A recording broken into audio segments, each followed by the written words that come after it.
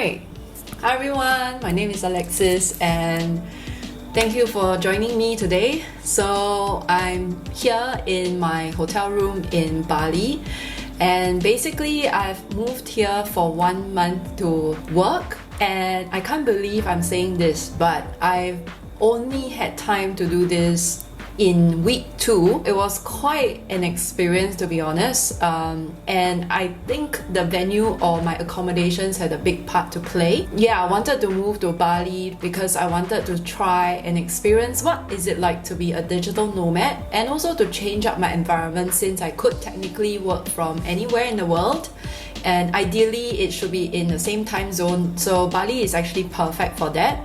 So I thought, why not? And I picked October because it's a good month just before the rainy season arrives, and I thought I'll just give it a go by booking 2 different guest houses / accommodations. So I think this is where my first mistake came in, because I went ahead and booked this guest house, which was very sad, and I didn't actually really check at the pictures. I just thought that it was in demand, it was very popular, there were great reviews, so I just booked it and I went ahead with it prepaid as well for 2 weeks. But when I arrived on Sunday night, my first night in Bali, and when I got to the accommodation, it was just when I opened the door to my room, it was just like, oh my goodness, what did I just do? I was quite horrified because there was no desk, nor was there a TV, nor was there many charging points, and there was no window except the small one that cannot be opened beside the door, and the entire place is sealed up, so even the toilet has no ventilation or door. It was just a ventilation fan in the ceiling, and the only way in or out is the main door, which opens up to a balcony and a courtyard. So it was quite an experience. And then after that, I got woken up on Monday morning with like chants of a microphone from somewhere, and then I realized that's because I'm beside this co-working space that also does yoga classes, like at their top floor on the 3rd floor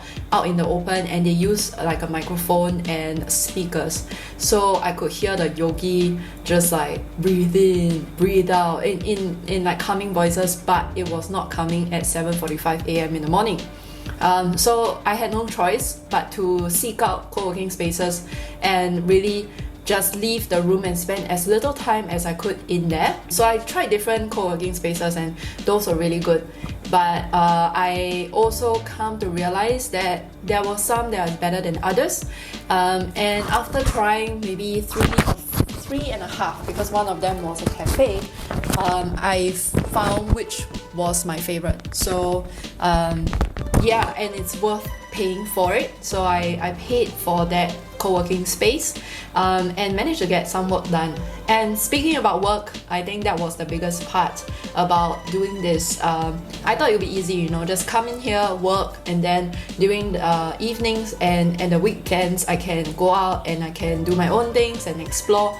But it wasn't as easy as I thought, because some days when you step out, you see people half-dressed and just looking like they're having a good time on vacation, eating brunch, and you feel like joining them, But for me, I had to firstly not eat breakfast because I'm still trying to do intermittent fasting even though I'm here.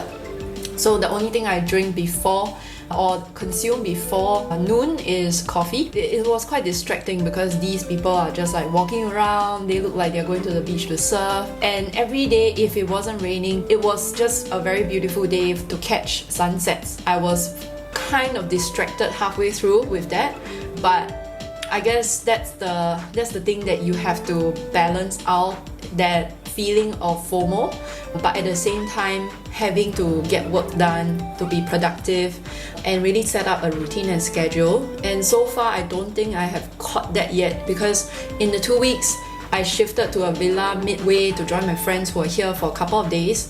So it was fun to have people come in and to hang out with them in a villa, which is again very different from my cell. And I worked from the villa, but it was just in a way just a lot of changes. And every day, having to decide what to eat for lunch, what to eat for dinner is also a little bit of a struggle because there's so many choices available.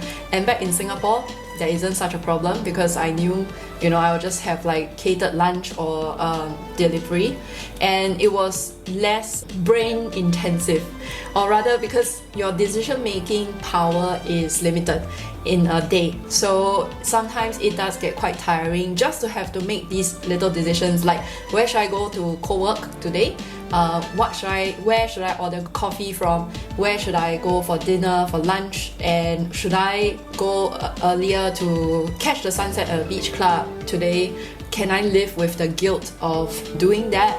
And if so, what are the trade-offs? So I think I spent one of the Saturday mornings just working until 1 or 2, even though the sun was shining, just because I needed to get the work done that I couldn't during the week when I was distracted.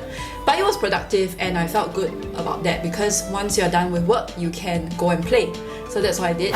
And the weather here, I must say, is quite extreme. The first Friday when I was here, it rained so massively that my roof in my isolation cell started leaking, and it was quite I guess, in a way, because Maslow's hierarchy, right? Shelter is one of the most basic things, and when that doesn't seem to be happening, you kind of feel vulnerable. So I was a little bit regretting what I did, with the leaking roof, and then I thought there was a termite problem and there were like dead bugs in the room as well.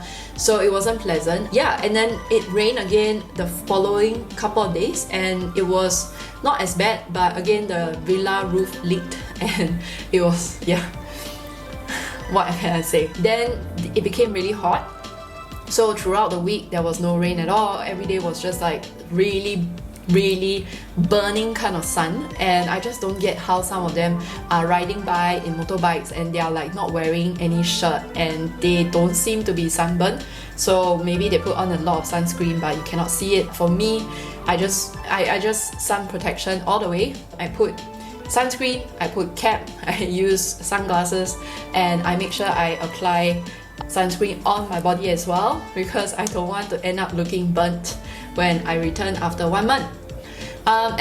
So it's been two weeks and 1 day so far being here, and I finally got to my next hotel for the second half, and I thought this was just the heaven and hell comparison because my isolation cell was just basically everything that would make an experience not as pleasant, whereas this room, it has a balcony, it has plenty of light, it is quite quiet even though I woke up this morning to construction sounds, but there is a desk and there is a Samsung TV, and I can't tell you how happy I am that I have a TV that I can cast my shows and watch TV on, because that's actually one of the things that makes me feel at home. Having these little technological comforts like having a TV, and I just connected my Google Home so you can see in the background.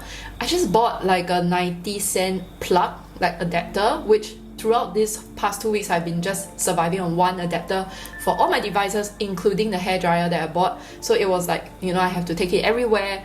But I walked past a mart and I was like, why don't I just buy an adapter? And then I realized I also have a Google Home, so I just plugged it and I set it up and it works. And there is like Spotify, I can listen to music while I work, and I could work in my room even though this chair and the desk with the concrete desk and a tiny stool is not really optimal, and I don't think they meant for people to work off it. So I might have to go to cafes, which I did today, just to work, which in a way it's a little bit distracting, especially if people around you are eating or they are chatting because you can hear things. But that cafe that I went to has a lot of digital nomads as well. Everyone had a laptop, so I think it's quite common in Canggu and Pererenan, which is where I am today.